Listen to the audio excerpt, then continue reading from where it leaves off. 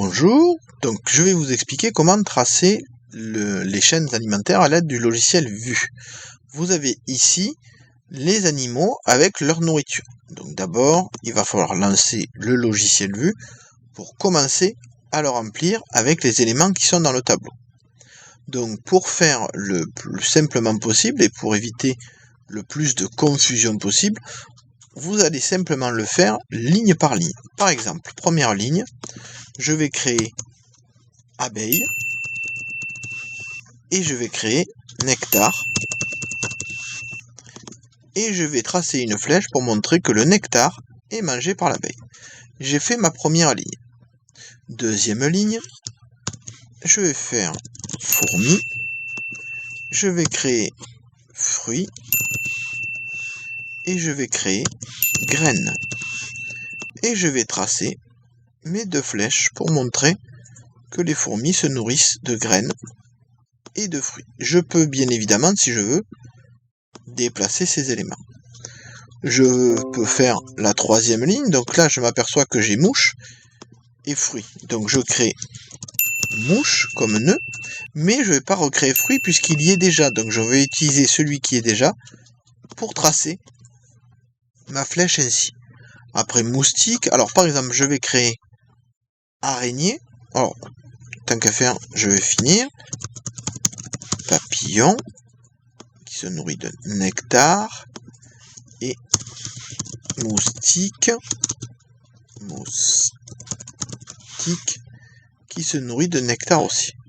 Donc vous voyez que si je veux quelque chose de plus lisible, il suffit que je déplace les éléments que j'ai déjà écrits pour avoir quelque chose de plus lisible. J'arrive donc à araignée ici, donc je vais créer araignée.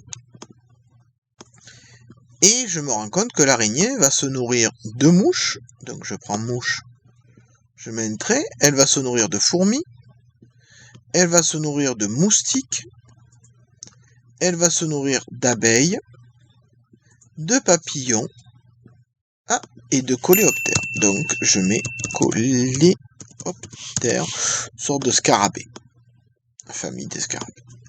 Donc vous voyez que là je commence à obtenir un réseau alimentaire, c'est-à-dire un ensemble de chaînes alimentaires qui sont dépendantes les unes des autres grâce à ce logiciel qui s'appelle Visual Understanding Environment. Et surtout, si je désire, je vais pouvoir mettre des couleurs différentes sur mes différents nœuds.